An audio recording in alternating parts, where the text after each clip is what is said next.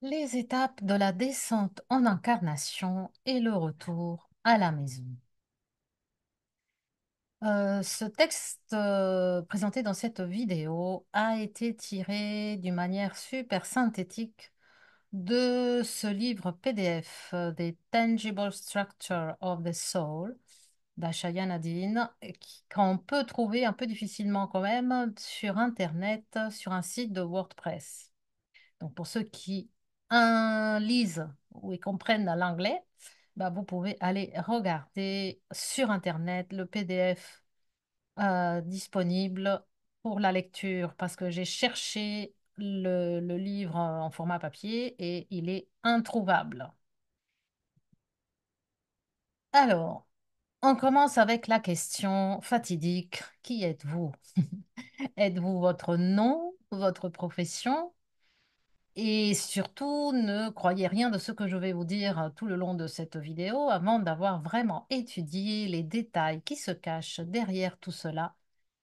Et votre moi intérieur ou supérieur ressentira la vérité ou pas et vous le fera savoir. Donc, écoutez avec discernement et sens critique, toujours. Or, chaque personne a une identité et une individuation unique qui se situe en dehors de toutes les dimensions du temps et de l'espace. Cette identité est appelée la graine de la conscience, le point d'origine originel, l'étincelle de Dieu, l'atome permanent. Cette graine est liée à l'origine de toutes les manifestations et incarnations. La graine conserve son intégrité de conception originale à tous égards. Une fois qu'elle a atteint l'individuation, elle entre dans la matrice temporelle, sur une projection énergétique que nous appellerions un flux de conscience.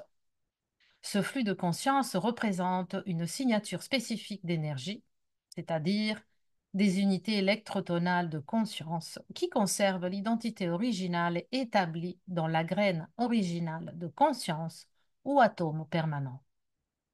La conception individualisée originale humaine existe sous forme de construction spécifique de points fixes de fréquence, c'est-à-dire de vibrations sonores qui forment des unités de lumière qui équivalent à des modèles d'ondes scalaires stationnaires. On a vu tout ça dans des vidéos précédentes, hein, notamment celles qui parlent de la Trinité divine et ainsi de suite. Les formes d'ondes scalaires composant la conscience sont appelées géomancie et lettres de feu. Il s'agit de modèles d'ondes scalaires stationnaires spécifiques qui donnent à la conscience sa forme individualisée dans le temps. Vous émanez de votre cryptage unique et éternel de votre vrai soi, que Ashayana nomme True A, qui existe pour toujours dans la pure conscience de l'original de tout ce qui est, quel que soit le nom que vous souhaitez lui donner. Et une partie infinitésimale de ce cryptage, c'est-à-dire votre propre code de cryptage, descend dans l'une des 24 graines des consciences par l'intention divine. Tous les champs de vie, sources, partout dans la cosmaya, dans le cosmos, sont descendus de cette manière. Vous êtes donc une forme de vie humanoïde avec un cryptage humanoïde pour toujours, dans l'original, au sein de l'origine. Or, on va décrire tous les différentes manifestations matérielles et non de la descente dans l'incarnation en partant par la fin, le corps incarné ou corps appelé Nada Ova. L'identité incarnée est la partie de l'identité multidimensionnelle qui correspond au corps Nada Ova de l'univers harmonique numéro 1, celui qui contient donc les dimensions 1, 2 et 3, contient le subconscient, la conscience cellulaire de la première dimension, le mental instinctif intuitif ou corps émotionnel de la deuxième dimension et le mental rationnel ou corps mental de la troisième dimension et existe dans un état grossier de matière physique tridimensionnelle, dans une biologie à base de carbone. Le niveau d'identité incarnée représente l'état tridimensionnel d'expansion cognitive que l'on expérimente avec l'activation des brins d'ADN 1, 2, 3 de l'empreinte génétique de la matrice de silicate. Les incarnés sont créés par les âmes par groupe de 12. formant la matrice incarnée. Le corps Nada Ova est la représentation et le nom, la définition de la grille scalaire tridimensionnelle et tritonale au sein de l'anatomie du champ morphogénétique humain multidimensionnel qui correspond à l'univers harmonique numéro un et au brin d'ADN, donc 1 à 3. 1, 2, 3. Abrite la conscience de l'identité incarnée et contient le subconscient, ou l'esprit cellulaire, de la première dimension, donc l'esprit instinctif, intuitif, émotionnel de la deuxième, l'esprit rationnel de la troisième. Le corps Nadaova contient l'empreinte morphogénétique, la conscience consciente et l'énergie Kiracha, c'est-à-dire l'énergie de la Kundalini, pour 2 cycles de 12 incarnations au sein de l'univers harmonique numéro un et sert à relier la conscience de chaque incarné à son double antiparticule parallèle dans l'univers harmonique numéro un. Parallèle, on possède tous un corps, un double antiparticule, donc non matériel, parallèle dans l'univers harmonique parallèle. Chaque univers harmonique a une univers parallèle antiparticule qui lui correspond. Le corps Nadaova contient la matrice de mémoire des incarnations de l'univers harmonique numéro un, de l'identité et les registres de la mémoire cellulaire individuelle. Le corps Alpha-Nova, c'est quoi? C'est la grille scalaire tridimensionnelle et tritonale au sein de l'anatomie du champ morphogénétique humain multidimensionnel qui correspond à l'univers harmonique numéro 2, donc qui contient les dimensions de la 4 à la sixième, et donc au brin d'ADN 4, 5, 6, abrite la conscience de l'identité de la matrice de l'âme et contient l'esprit astral de la dimension numéro 4, l'esprit archétypal de la dimension 5 et l'esprit angélique de la dimension 6. Le corps Alpha Ova, contient l'empreinte morphogénétique, la conscience consciente et l'énergie Ki-Racha, donc Kundalini, pour 2 cycles de 12 manifestations de l'âme de matière semi-éthérique dans l'univers harmonique numéro 2 et sert à relier la conscience de chaque âme à son double antiparticule parallèle dans l'univers harmonique 2 parallèle. Le corps Alfie-Ova contient la matrice des mémoires, des manifestations de l'âme, de l'univers harmonique numéro 2 de l'identité, la mémoire du corps Nada-Ova, donc du corps de l'incarné, et les registres de mémoire de la race. La fusion du corps Alpha-Nova avec le corps Nada-Ova de l'identité incarnée constitue l'intégration de l'âme, ce qu'on appelle l'intégration de l'âme. L'âme, c'est quoi l'âme? L'âme, c'est l'identité. L'identité de l'âme est la partie de l'identité multidimensionnelle qui correspond au corps Alphi-Ova de l'univers harmonique 2 qu'on vient de voir, contient l'esprit astral de la dimension numéro 4, l'esprit archétypal de la dimension numéro 5 et l'esprit angélique de la dimension numéro 6, et existe dans un état de densité de matière semi-éthérique basé sur le carbone-silice. L'identité de l'âme représente l'état d'expansion cognitive à 6 dimensions que l'on expérimente avec une activation complète des brins d'ADN du premier au sixième et peut accéder au registre de la mémoire de la race ou de l'espèce correspondante. La matrice de l'âme projette des portions d'elle-même dans l'univers harmonique numéro un pour créer des ensembles de 12 incarnations physiques manifestes de matière formant des matrices d'incarnation. L'intégration de l'âme représente la première étape de l'illumination spirituelle de la personnalité multidimensionnelle. L'archétype. L'identité de l'archétype est la partie de l'esprit multidimensionnel qui correspond à la dimension 5, le centre de la matrice de l'âme et du corps Alphi-Ova. La matrice de l'âme est une grille scalaire tridimensionnelle qui abrite l'identité gestalt de l'âme dans les dimensions 4, 5 et 6. L'identité de l'archétype de dimension 5 est la conscience de contrôle central de la matrice de l'âme, corps-âme, alphi-ova. Le premier niveau d'intégration de l'identité supérieure est appelé intégration de l'âme.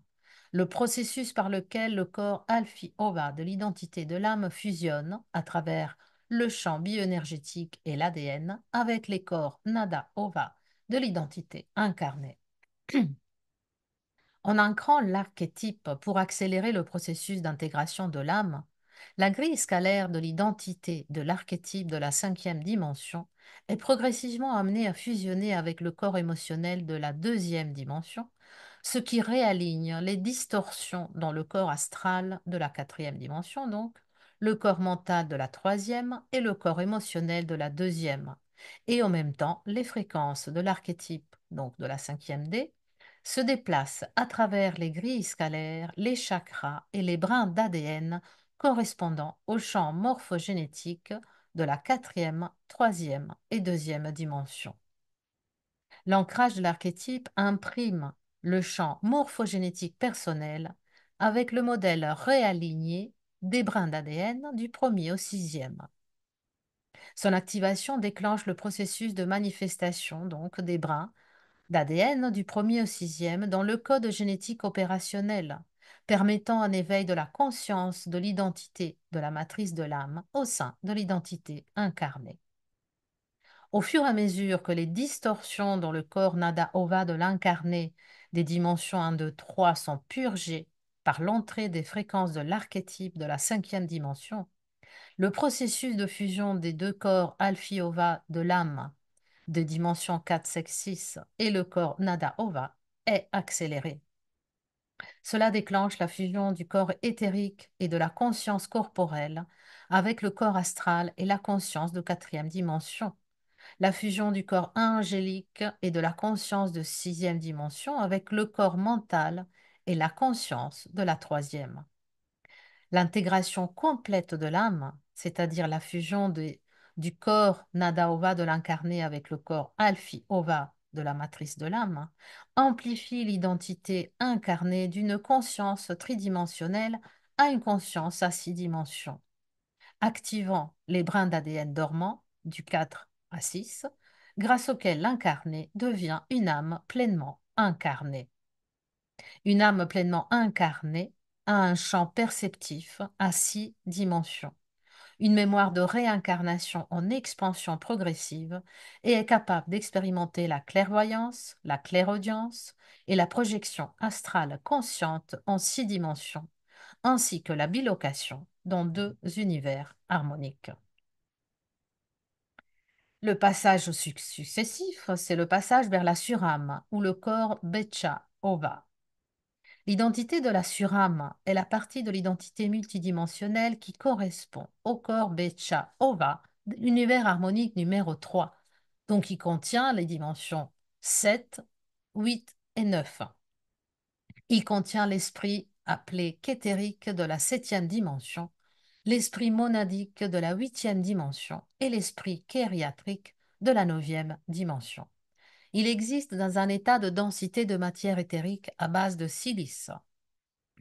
L'identité de la surâme représente l'état d'expansion cognitive à 9 dimensions que l'on expérimente avec une activation complète des brins d'ADN du premier au neuvième, peut accéder au registre de la mémoire planétaire. Les surâmes sont créées par les avatars par groupe de 12 formant la matrice de la surâme. La surâme projette des portions d'elle-même dans l'univers harmonique numéro 2, donc celui qui lui suit, pour créer des groupes de 12 âmes formant des matrices d'âmes. Maître ascensionné. Qu'est-ce que c'est qu'un maître ascensionné? La phase successive, après la phase de la surâme. C'est un terme très mal utilisé au sein du mouvement New Age contemporain, hein. En particulier par les collectifs disparates des dimensions 4, qui interagissent avec les humains de la Terre à partir des plans astraux, s'appelant eux-mêmes par ce terme, alors qu'en fait ces groupes ne sont guère plus avancés que les humains de la Terre dans l'évolution vers la maîtrise de l'ascension. Les véritables maîtres ascensionnés ne sont pas des identités qui ont progressé en ascension partielle dans les échelles dimensionnelles de la matrice temporelle. Un maître ascensionné est une gestalt de conscience ultraterrestre, hautement évoluée, sous forme d'ondes d'anté-matière pure. c'est-à-dire d'avant la matière. C'est pas antimatière, c'est antématière, qui existe au-delà de la dimensionnalité de la matrice temporelle dans les trois niveaux de la matrice énergétique non dimensionnelle. Bien que tous les êtres dans le temps aient commencé à l'origine leur voyage d'individuation à travers un tel collectif ultraterrestre, et donc que chaque être ait, dans les cadres de son anatomie d'identité supérieure, trois niveaux de conscience de maîtrise ascensionnée, un être dans la matrice temporelle n'est pas considéré comme l'incarnation d'un maître ascensionné, à moins que l'être n'ait fait l'expérience d'une projection complète dans la matrice temporelle et d'une ascension complète en 15 dimensions hors de la matrice temporelle, avant de revenir à la manifestation dans le temps. Des tels critères pour la maîtrise ascensionnée sont utilisés parce qu'un être entrant dans la manifestation de la matrice temporelle pour la première fois expérimente une fragmentation de son champ morphogénétique lorsqu'il entre dans la dimensionnalité. C'est la connexion des structures géométriques, des grilles scalaires du champ morphogénétique qui permet à un être d'atteindre un canal de communication avec ses niveaux d'identité, de maîtrise ascensionnés. Lors de la première projection dans le temps, le champ morphogénétique est fragmenté, coupant ainsi temporairement le canal de communication entre les identités manifestes et l'identité de maîtrise ascensionnée. On passe au corps avatar. L'explication, le corps Mahara Ova. L'identité d'avatar est la partie de l'identité multidimensionnelle qui correspond au corps Mahara Ova de l'univers harmonique numéro 4, contenant donc les dimensions 10, 11 et 12. Il contient l'esprit christique de la 10e dimension, l'esprit bouddhique de la 11e dimension et l'esprit nirvanique de la 12e dimension, et existe dans un état de lumière liquide de prématière de densité. Le niveau d'identité d'avatar représente l'état d'expansion cognitive à 12 dimensions que l'on expérimente avec une activation complète des 12 brins d'ADN de l'empreinte génétique de la matrice de silicate. C'est le niveau de conscience le plus élevé qui puisse être incarné dans une forme humaine physique. L'avatar est donc une gestalt de conscience métaterrestre qui comprend tous les aspects de l'identité incarnée positionnée dans les dimensions inférieures. Lorsqu'on a intégré tout ou une partie du niveau d'identité d'avatar, la perception du temps, de l'espace et de la matière se transforme en un spectre à 12 dimensions d'une conscience multivectorielle. La conscience multivectorielle représente la perception simultanée d'une interaction avec des nombreuses identités incarnées, âme et surâme, dans diverses positions spatio-temporelles dans la matrice temporelle. L'étape successive, c'est l'étape des rishis, au corps Raja Ova. L'identité rishi est la partie de l'identité multidimensionnelle qui correspond au corps Raja Ova de l'univers harmonique numéro 5, donc les dimensions 13, 14 et 15. Contient l'esprit universel à 15 dimensions et existe dans un état de forme d'onde antématière, donc préalable à la matérialisation, pure et consciente. L'identité Rishi représente l'état d'expansion cognitive à 15D que l'on expérimente après la transmutation hors de la prématière et de la perception de l'espace, du temps et de la matière. Le rishi est une gestalt de conscience métaterrestre qui apparaît comme une sphère de lumière flamboyante lorsqu'elle est vue depuis les dimensions inférieures. Les rishis sont créés par les entités géomantiques du niveau triadique de la matrice énergétique en groupe de 12, formant des collectifs de conscience rishi.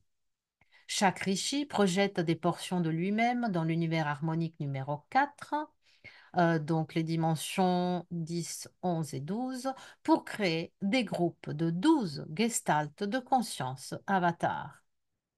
Lorsqu'on s'est développé dans l'identité Rishi, la perception s'étend à la conscience multivectorielle à 15 dimensions, un état souvent appelé conscience universelle.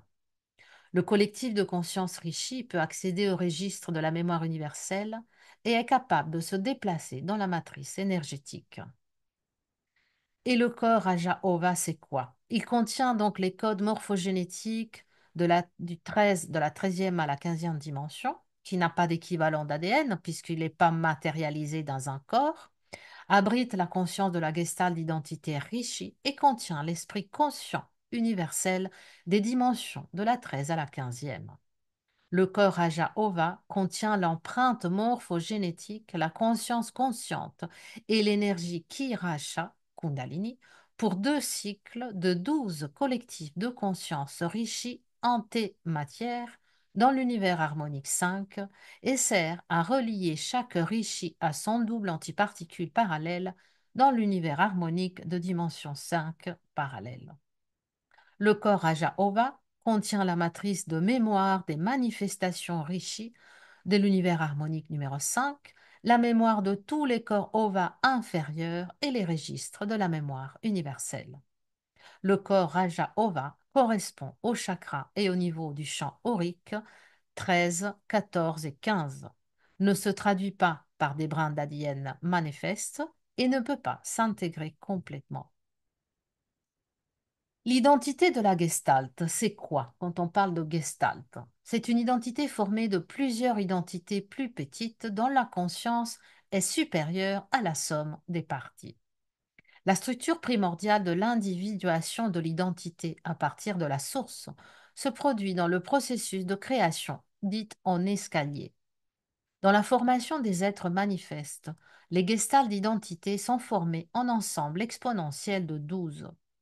Les gestaltes de conscience plus grandes se fragmentent en gestaltes plus petites lorsqu'elles se projettent dans les niveaux de la matrice d'énergie et les structures dimensionnelles de la matrice du temps. Chaque âme est une identité gestalt composée d'ensemble de 12 êtres incarnés. Chaque surâme, une identité gestalt composée d'ensemble de 12 âmes. Chaque avatar, une identité gestalt composée d'ensemble de 12 surâmes. Chaque rishi, une identité gestalt composée d'ensemble de 12 avatars. Chaque entité géomantique, une identité gestalt composée d'ensemble de 12 rishis. Chaque risha, une identité gestaltiste composée d'ensemble de 12 entités géomantiques. Chaque écart, une identité gestalt composée d'ensemble de 12 rishas. Chaque monade, une identité gestaltiste composée d'ensemble de 12 écarts. Chaque sémence divine est une identité gestalt composée d'ensemble de 12 monades, c'est-à-dire le Yunazai ou source centrale de la création. Une identité gestalt infinie qui projette perpétuellement des ensembles de 12 sémences divines dans la manifestation. La conscience de chaque être entre dans la création par le processus de création en marche d'escalier. La fragmentation progressive de l'identité source en gestalt individualisée de conscience et son accrétion réciproque, son rapprochement d'identité individualisée à travers les gestalts en expansion de conscience en retour à l'identité source. La sémence divine. La sémence divine représente la structure tonale centrale d'où émergent les champs morphogénétiques des multiples monades. C'est la première projection dans l'identité gestaltiste ou gestalt qui rencontre la conscience lorsqu'elle s'individualise à partir de la conscience source. La sémence divine représente une station éternelle de gestalt d'identité qui existe comme une grille tonale complexe organisée géométriquement au sein de laquelle un nombre infini de monades, c'est-à-dire familles cosmiques de conscience gestalt, et leur matrice énergie étant inhérente sont créées. La gestalt de conscience de la sémence divine est connue sous le nom d'identité Yuset. L'identité éternelle, je suis ce que je suis, qui existe perpétuellement dans un état d'unité avec la source. Le Yunazai, ou la source créatrice centrale, ou bien Dieu, crée en lui-même des ensembles de 24 sémences divines primaires. Chaque sémence divine progresse pour créer en elle-même des ensembles de 12 monades ou familles cosmiques de conscience. La sémence divine représente le point originel de création pour toute conscience se manifestant et s'exprimant dans les matrices du temps et d'énergie. Chaque être humain a une connexion éternelle et indélébile avec le champ de conscience intelligente et sensible qui est la source de la création. Une connexion qui existe en tant que structure tonale centrale de la sémence divine, sur laquelle l'ensemble du champ morphogénétique de la conscience gestalt est créé. L'ouverture consciente du champ morphogénétique de l'incarné à la sémence divine commence simultanément à réaligner tous les corps ova de tous les niveaux d'identité avec le point originel de la création. Ce réalignement commence à construire un pont de fréquence, les fameux piliers lumière, de la sémence divine, à travers tous les corps ova jusqu'à l'incarné, ce qui accélère l'expansion de la conscience et le processus de fusion des corps ova par lesquels l'ascension complète vers l'unité avec la source ou la sémence divine peut se produire. Le pilier de la lumière de la cause première, c'est la lumière du Maharata, une transmission directe d'énergie pure de conscience, une énergie pure conscience qui relie et connecte chaque aspect de la conscience originelle du soi, et cela se fait à travers l'étincelle de la flamme vivante qui réside dans notre point Azura, notre glande thymus. Nous l'avons vu aussi dans une autre vidéo précédente. Notre Azura est notre connexion intime avec tous nos autres moi à travers le cosmos et nous pouvons allumer cette flamme en assemblant et en activant notre ADN unique qui peut aller de 12 à 48 brins. Et ici un petit schéma avec le grand rond bleu qui signifie le positionnement donc de la flamme Azura, la connexion avec la sémence divine au niveau du thymus. Identité supérieure. En termes de structure de la conscience humaine, l'identité supérieure représente la progression des niveaux d'expansion de la conscience qui existent dans les matrices de temps et d'énergie et qui sont abrités par les grilles scalaires du corps OVA, qui vibrent plus haut que l'identité incarnée terrestre. L'évolution biospirituelle humaine est le processus par lequel l'identité incarnée incorpore progressivement ses niveaux d'identité supérieure dans sa conscience par la fusion du corps ova, qui transmute progressivement la forme biologique hors de la densité de la matière et de la matrice du temps, et ramène l'identité à sa forme originelle de conscience en tant que sémence divine. Et pour synthétiser, voilà la progression des niveaux d'identité de l'humain, qui est donc l'être incarné, la matrice de l'âme, l'intégration avec l'âme, la matrice de la surâme, l'avatar, le rishi, l'entité géomantique, le risha, l'écart, la monade et la sémence divine.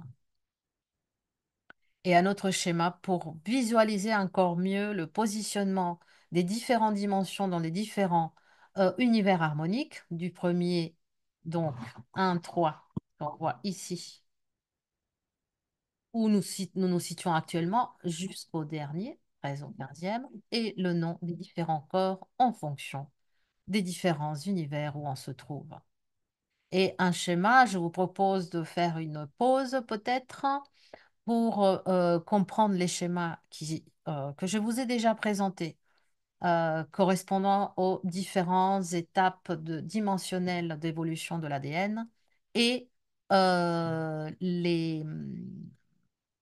géométrie, si vous voulez, de création, de conformation des ADN et de l'être de feu qui le compose et comment il est structuré. Je ne vais pas vous lire tout ça, vous allez agrandir. Pour résumer, la réalité de l'évolution est alors le processus par lequel les plus petits fragments d'identité individualisés qui ont tourbillonné dans la matrice du temps fusionnent progressivement avec leur partie d'origine. Par cette réintégration de l'identité, la conscience individualisée se développe progressivement vers son intégralité originelle, reconstruisant le courant originel sur lequel elle est entrée dans la dimensionnalité. Cela se fait en réassemblant les lettres de feu et les modèles d'ondes scalaires de la sémence originelle de conscience. Ainsi, les formes manifestées changent progressivement, de la forme de matière dense du champ dimensionnel inférieur aux formes de radiation d'ondes scalaires pures des dimensions les plus élevées.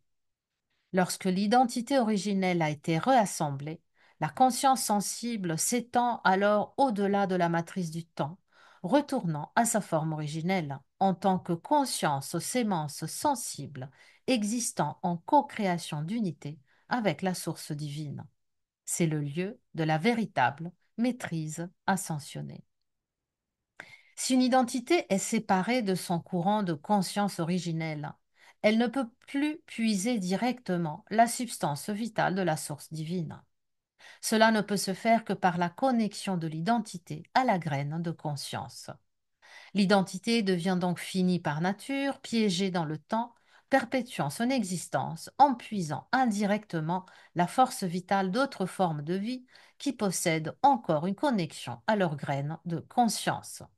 Donc font partie de ce groupe toutes les entités désincarnées, toutes les entités plus ou moins diaboliques, lucifériennes, d'intelligence artificielle, les identités qui se relient aux âmes désincarnées pour puiser leur énergie. C'est le travail que je fais aussi, la libération des entités. Et il y en a des tonnes dans la dimension astrale qu'on est en train de purger à fond en ce moment.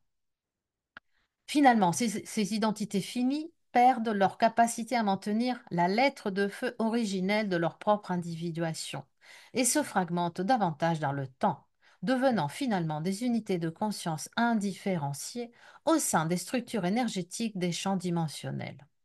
C'est le processus qu'on peut appeler de déévolution, et bien qu'ils soient une partie naturelle de la dynamique intrinsèque de l'équilibre, c'est l'antithèse de l'intention originelle fixée par l'Esprit divin pour l'évolution de la race humaine.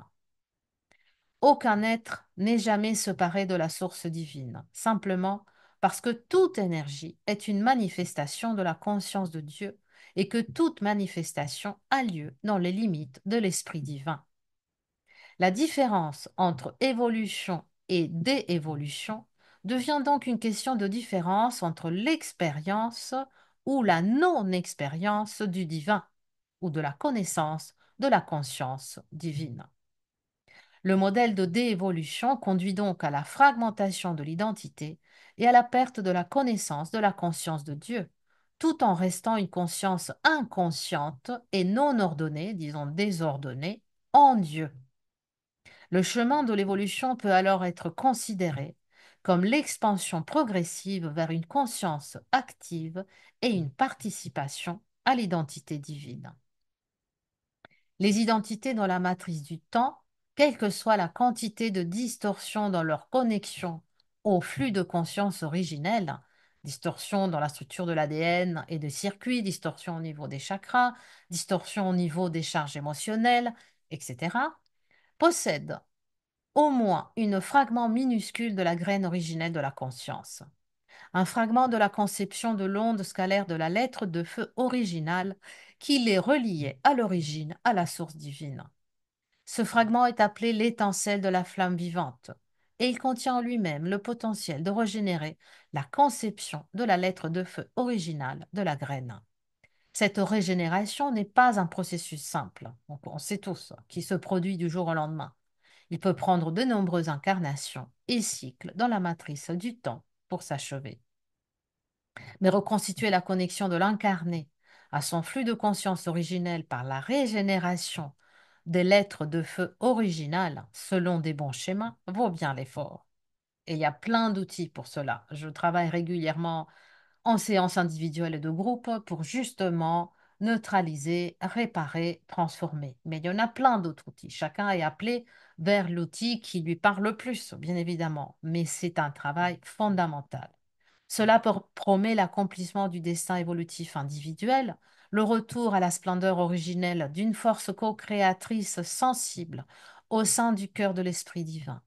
Le sommet de l'évolution humaine est de parvenir au retour de l'identité individuelle à ce point d'innocence originelle.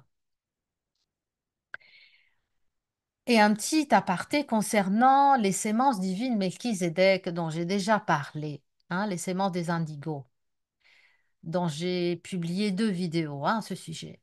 Des 24 sémences divines, vous vous souvenez, émanées par la sémence source, une seule sémence divine est responsable de la lignée humaine multigalactique. La lignée humaine originelle s'est manifestée sur 12 monades ou familles cosmiques, et chacune des 12 monades a manifesté 12 sémences de conscience ou familles universelles au sein des matrices d'énergie et de temps. 24 donc. Toutes les familles dimensionnelles et cosmiques de la conscience humaine se sont manifestées à travers une sémence divine commune. Cette gestalt de conscience de la famille divine commune porte le nom de Melchizedek. Dans le schéma multidimensionnel de la création galactique, l'Esprit divin manifeste également les lignées familiales cosmiques à travers les 23 autres sémences divines. Des nombreuses autres races interstellaires anciennes qui sont entrées dans la matrice du temps, avant l'époque de la conscience de la famille humaine, ont comme sémence divine une identité monadique autre que celle du collectif Melchizedek. Et au cours de l'histoire interstellaire, de nombreuses familles de la lignée Melchizedek et d'autres lignées de sémences divines ont rencontré des difficultés au sein de leur empreinte monadique et se sont retrouvées incapables de conserver leur connexion aux piliers de lumière.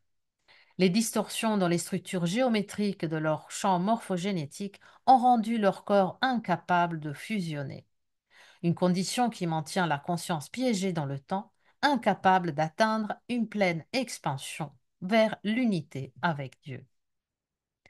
Des 24 sémences divines dont je viens de parler, la sémence divine Melchizedek est l'une des rares à avoir conservé le pilier de lumière intact à travers la majorité de leur lignée familiale. Le collectif Melchizedek est ainsi devenu connu comme le gardien des codes et les gardiens du chemin de l'ascension pour toutes les races au sein de la matrice temporelle.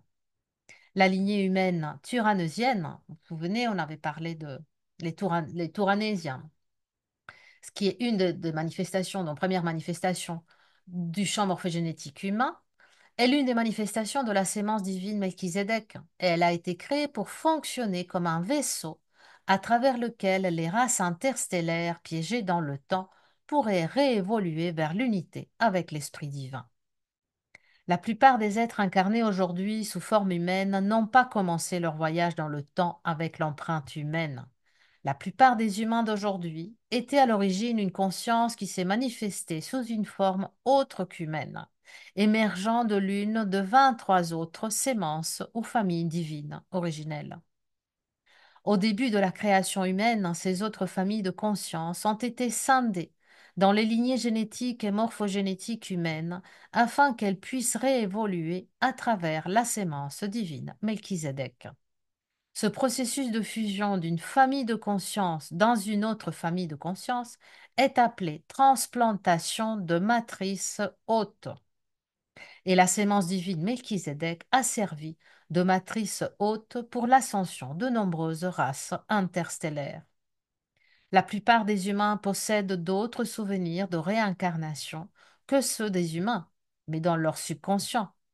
Et beaucoup de ces autres races, autres qu'humaines, ne faisaient pas à l'origine partie des familles de sémence divine Melchizedek. Au sein donc des monades Melchizedek, des lignées familiales cosmiques, il existe donc 2 branches principales. L'une, créée donc par hybridation génétique d'une origine raciale différente avec celle des Melchizedek, et l'autre, une gestalt des familles originales qui ont émergé directement de la sémence divine Melchizedek.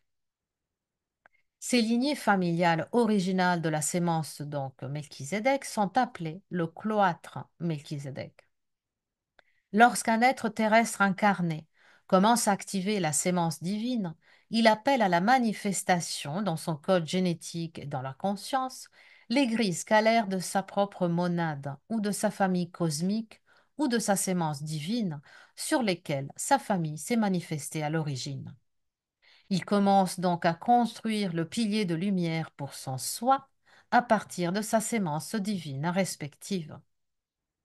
Si la conscience de l'incarné appartient aux races interstellaires qui ont rencontré des distorsions dans leur corps supérieur, ce qui se manifeste dans le code génétique biologique, ces zones de distorsion morphogénétique créeront des blocages dans la fréquence au sein du pilier lumière descendant de la sémence divine. De tels blocages peuvent nécessiter de nombreux cycles d'incarnation pour être corrigés, et il est assez difficile de le faire à partir du niveau de conscience de l'incarné. Et donc, au-delà de tous les outils, les travaux, les accompagnements qu'on peut demander, recevoir, réclamer pour pouvoir transformer ces blocages ou ces distorsions, une activité que j'invite tous à pratiquer non-stop, c'est la présence. Pratiquer la présence. Les pensées que vous pensez, vigilance, vigilance sur les pensées, vigilance sur les émotions créées par ces pensées, créées par d'autres émotions, conservées, congelées à l'intérieur du corps émotionnel. Vos pensées sont composées d'unités de particules ultramicroscopiques de conscience. Elles représentent des mini-champs morphogénétiques qui font partie de la substance énergétique littérale du corps cristallin sur lequel se forme votre corps physique et les images de la réalité manifestent. Les pensées sont des choses sous forme énergétique et des choses assez puissantes aussi, car elles sont les substances créatrices à partir desquelles les modèles de la manifestation de la matière sont créés. Les pensées forment leur propre mini-corps cristallin qui s'entrelacent et affectent la fonction de votre champ personnel. Vous serez capable de percevoir votre corps de pensée fonctionnel collectif comme une substance manifeste ou un événement lorsque votre conscience se sera déployée pour incorporer les bandes de fréquences contenues dans la dimension supérieure à la dimension dans laquelle les pensées ont été maintenues. C'est-à-dire, élevez-vous en conscience et vous allez regarder les scénarios que vous avez créés et vous pouvez les modifier, réécrire vos scénarios. Chaque fois que vous pensez une pensée, vous laissez une empreinte ou un corps cristallin derrière vous dans les bandes de fréquences dimensionnelles dans lequel votre conscience avait été stationnée lorsque vous pensiez. Vous rencontrerez ces modèles de pensée en combinaison avec d'autres, c'est-à-dire les pensées de la conscience collective, comme une manifestation dans la réalité physique. La réalité physique est la conséquence de la pensée et des émotions personnelles et des champs de pensée et émotions de la conscience collective. Rappelez-vous que les pensées, les formes morphogénétiques sont les modèles de conscience qui contiennent des formes à travers lesquelles la matière se forme et se manifeste. Donc, lorsqu'une forme, une forme morphogénétique a été créée, elle commence à attirer des modèles de fréquence à partir des champs dimensionnels unifiés d'énergie. On attire d'autres pensées similaires et on crée des égrégores, s'élargissant, s'accumulant et se transformant en matière. Avez-vous déjà pensé où allaient les pensées une fois que votre attention les a quittées? Une partie de qui vous apparaît comme une réalité manifeste représente maintenant vos formes pensées et aussi celles de la conscience collective qui ont été laissées derrière comme des formes morphogénétiques lorsque votre centre d'attention était stationné donc dans cette dimension fréquence inférieure. Une partie, ce que vous voyez devant vos yeux, représente les formes pensées vivantes de vos mois passés, de cette incarnation et de celles qui l'ont précédée, et aussi de celles de la conscience collective. Alors j'invite tout le monde à revisiter ses propres pensées, à méditer sur les blocages que vous pouvez avoir. Il y a énormément d'outils pour pouvoir transformer, pacifier, euh, arrêter vraiment comment dirais-je, les manifestations des pensées obsessives, transformer vos blocages, transformer vos charges, il y en a plein. Il y a plein d'outils. Je vous invite vraiment en ce moment énorme de transformation profonde, surtout pour les mois qui vont venir. Soyez heureux, soyez conscients, volez haut, appréciez-vous davantage, aimez-vous plus que toute autre chose. Et dites-le vous devant le miroir chaque matin, chaque jour. Je vous embrasse fort. Je vous dis à bientôt pour un nouvel épisode.